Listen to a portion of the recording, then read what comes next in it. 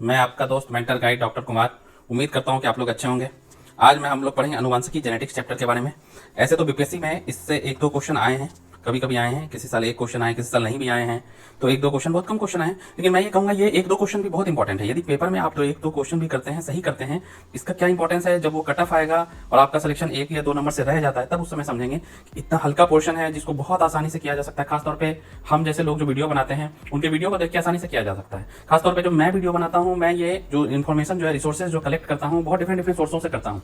कभी कभी तो मैं इंटरनेट से भी सोर्स को कलेक्ट करता हूँ, ठीक है। और जहाँ यदि आप इसके बदले कोई एक बुक खोलने जाएंगे, उसमें आपको बुक खोलते खोलते उतना समय लगेगा जितना समय हमारा वीडियो आपको उस पूरे टॉपिक को समझा देता है, ठीक है। आप 5-10 मिनट में उस टॉपिक को कवर कर सकते हैं, पढ़ सकते हैं। और दूसरी तरफ आप सिर्फ यदि बुक खोलते हैं, समझते हैं उस यूनिट को, तब आपका 5-10 मिनट समय लग जाएगा। हम ये जो लाते हैं, इसमें साथ साथ में आपका PYQ भी होता है। तो एक तरह से 1 पॉइंट सॉल्यूशन हो गया, जहां पे आप पहले वीडियो देख के बेसिक कॉन्सेप्ट समझते हैं, क्वेश्चन जो आया है उसके अराउंड में आप थ्योरेटिकल कॉन्सेप्ट बनाते हैं, उसके थोड़ा सा एक्सप्लेनेशन, एक्सपेंडेड एक्सप्लेनेशन समझते हैं, उसको एक्सपेंड करते हैं हम, और डिटेल में जाते हैं जिस पोर्शन से क्वेश्चन आया है, फिर उसको आपको समझाते हैं और लास्ट में PYQ भी करवाते हैं। तो ये एकदम कंप्लीट सॉल्यूशन होता है। इसलिए मैं कहता हूँ ये छोटा 5 से 10 मिनट का वीडियो आप देखना चाहिए, समझना चाहिए। उसके बाद आपको यदि टाइम मिले तो थ्योरी करना चाहिए। खासतौर पर मैं जो ये वीडियो बनाता हूँ उसमें PYQ को अच्छे से डिस्कस करता हूँ, इसलिए ये वीडियो आप जरूर देखा करें, मेरे वीडियो। तो आज की वीडियो में हम लोग जेनेटिक्स पढ़ेंगे। क्वेश्चन कम आए हैं, बहुत हल्के क्वेश्चन आए हैं, आप इसको जान लीजिए, वो आपके लिए बहुत हेल्पफुल होगा। खासतौर पे इस बार जहाँ पे की निगेटिव मार्किंग भी है, कट ऑफ निगेटिव मार्किंग के बाद कट ऑफ जो है क्या एक एक पॉइंट बाय पॉइंट वेरी करता है बहुत, ठीक है। आपके एक दो क्वेश्चन भी अच्छे हो जाएंगे तो जो आपका जैसे जिस पोर्शन से इजी क्वेश्चन आते हैं वो आपको जरूर करना चाहिए, ठीक है। कि थोड़ा समय देके, और उसको याद रखने में भी ज्यादा समस्या नहीं है, वो आराम से आप याद रख सकते हैं, ठीक है। और ये खासतौर पे उनके लिए तो और हेल्पफुल है जो साइंस बैकग्राउंड से नहीं है, ठीक है। उनको ये थोड़ा सा कॉन्सेप्ट समझ के अपने स्कोर को काफी अच्छे से 1-2 मार्क्स ऐसे वैसे इन वीक पोर्शनों से कलेक्ट करके काफी अच्छा स्कोर कर सकते हैं, ठीक है। तो शुरू करते हैं हम अपना यूनिट, आज का टॉपिक अनुवांशिकी और जेनेटिक्स, ठीक है। तो फादर ऑफ जेनेटिक्स जो है वो कहा जाता है जो मेंडल को, ठीक है। मेंडल साहब को इसलिए कहा जाता है कि उन्होंने लॉ ऑफ मेंडेलियन इनहेरिटेंस दिया था। उन्होंने सबसे पहले अपना एक्सपेरिमेंट जो है, वो एक पादरी थे, उन्होंने सबसे पहले अपना एक्सपेरिमेंट एक गार्डन पी प्लांट पे किया था, ठीक है। उन्होंने ये जो लॉ ऑफ इनहेरिटेंस जो दिया था, तो इस कारण से उनको फादर ऑफ जेनेटिक्स कहा जाता है, ठीक है, जॉर्ज मेंडल, ठीक है। तो अब देखते हैं आगे देखते हैं। आगे देखिए, ये जो जेनेटिक्स है इसमें हम पढ़ते हैं क्या कि inheritance of character from one generation to other.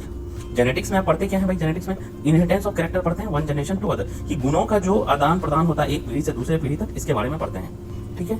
तो जो इसके बारे में जो गुणों का आदान प्रदान एक पीढ़ी से दूसरी पीढ़ी होता है, आखिर कौन करता है ये गुणों या कैरेक्टर का इनहेरिटेंस का आदान प्रदान, तो वो है न्यूक्लिक एसिड, एक बायोमोलिक्यूल है जो मदद करता है गुण, जो हमारे कैरेक्टर है, गुण है, एक जनरेशन से दूसरे जनरेशन में पहुंचाने के लिए। तो ये जो न्यूक्लिक एसिड है, ये 2 तरह के होते हैं, डीएनए और आरएनए, डिऑक्सी राइबोन्यूक्लिक एसिड और राइबोन्यूक्लिक एसिड, ठीक है।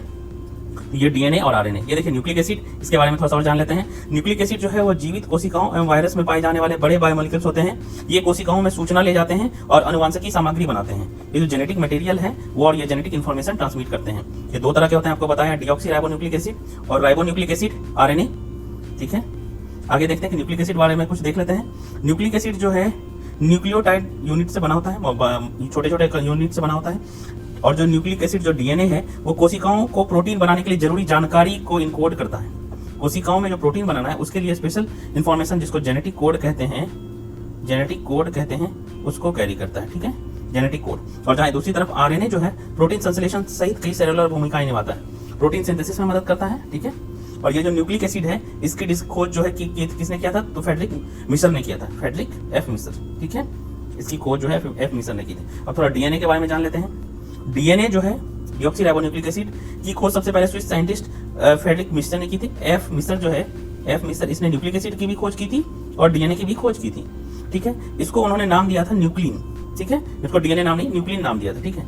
अब देखते हैं डीएनए की संरचना के बारे में थोड़ा, जिससे आपके पेपर में क्वेश्चन भी आया है। डीएनए की डबल हेलिक्स संरचना की खोज का श्रेय जेम्स वाटसन और क्रिक को जाता है, ठीक है।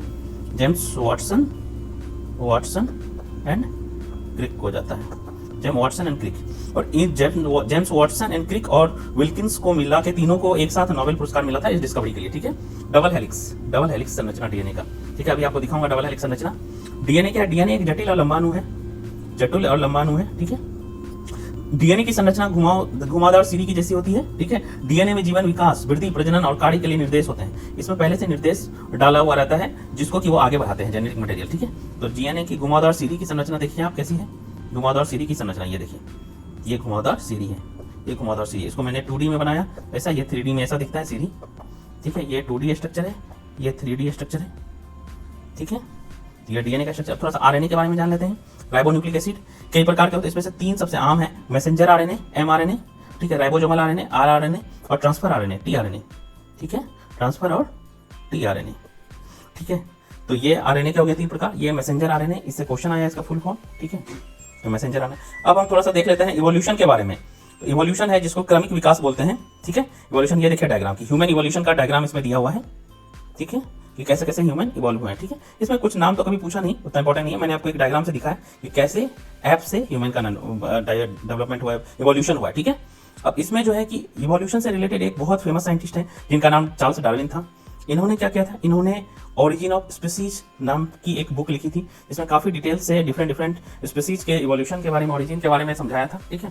चार्ल्स डार्विन अपने समय में इनकी डिस्कवरी के लिए काफी विरोध हुआ था, क्योंकि उस समय जो यूरोप में है वो चर्च का काफी ज्यादा डोमिनेंस था। इस कारण से ये सारी जो थ्योरी थी वो चर्च के कॉन्सेप्ट के या रिलीजियस कॉन्सेप्ट के अगेंस्ट थी, इसलिए इनका काफी विरोध हुआ था। लेकिन इनकी बाद में ये थ्योरी धीरे धीरे जो खुदाई से जो डिस्कवर हुई चीजें उससे एस्टेब्लिश हुआ, और आज ये इवोल्यूशन के लिए इनको बहुत इवोल्यूशन के क्षेत्र में काम करने के लिए बहुत फेमस साइंटिस्ट हैं ये, ठीक है। ये देखिए इनकी बुक जो थी, पहले इनका नाम था, उस बुक का नाम था और on the origin of species, बाद में द ओरिजिन ऑफ स्पीसीज रखा है था, ठीक है। ये चार्ल्स डार्विन की लिखी हुई बुक है, ठीक है, ये चार्ल्स डार्विन ने लिखी है the origin of species, okay, ठीक है। अब चलिए देखते हैं इससे क्या क्या क्वेश्चन आया है, ठीक है। आपका ये देखिए 69th बीपीएससी में क्या क्वेश्चन आया है कि 16 में डीएनए के लिए डबल हेलिक्स संरचना की खोज किसके द्वारा की गई थी। तो अभी बताया था, नोबेल पुरस्कार भी मिला था, वाटसन और क्रिक, आंसर हो जाएगा ए, ठीक है। ये इंग्लिश में क्वेश्चन है, डीएनए डबल हेलिक्स, तो वो जेम्स वाटसन एंड क्रिक, ठीक है। एक आया था एमआरएनए, अभी आपको बताया कि एमआरएनए के बारे में, मैसेंजर आरएनए, तो ये मैसेंजर आरएनए इसका नाम है फुल फॉर्म में, तो आंसर ए हो जाएगा, ठीक है, मैसेंजर आरएनए। ये देखिए इंग्लिश में क्वेश्चन है, सेम क्वेश्चन। और फिर तीसरा मैंने आपको बताया कि the book the origin of species किसने लिखी थी, तो ये चार्ल्स डार्विन, इसका आंसर डी हो जाएगा, ठीक है, डी। ये इंग्लिश में क्वेश्चन है, ओरिजिन ऑफ स्पीसीज। हाँ, एक क्वेश्चन और था कि डीएनए की खोज किसने की थी, ये आपका 65th बीपीएससी में आया था, ठीक है। डीएनए की खोज किसने की थी, तो डीएनए की खोज अभी आपको बताया कि एफ मिस्टर ने की थी, ठीक है। तो अब देखिए वाटसन क्रिक ये नहीं होगा, मेंडल नहीं, जॉनसन नहीं, खुराना नहीं, तो ये नॉन ऑफ द एबव हो जाएगा, answer none of the above हो जाएगा। ये इंग्लिश में क्वेश्चन है, वो डिस्कवर द डीएनए, चॉइस में नहीं दिया हुआ है नाम, ठीक है। Then thanks for watching my video. मैं आपका मेंटर डॉक्टर कुमार। यदि वीडियो अच्छा लगा हो तो लाइक शेयर सब्सक्राइब कर दीजिए, ठीक है। और वीडियो को देखिए, वीडियो को आप लोग देखिए, समझिए, इस बार काफी अच्छी अपॉर्चुनिटी है, इसको ग्रैब कीजिए अपॉर्चुनिटी को।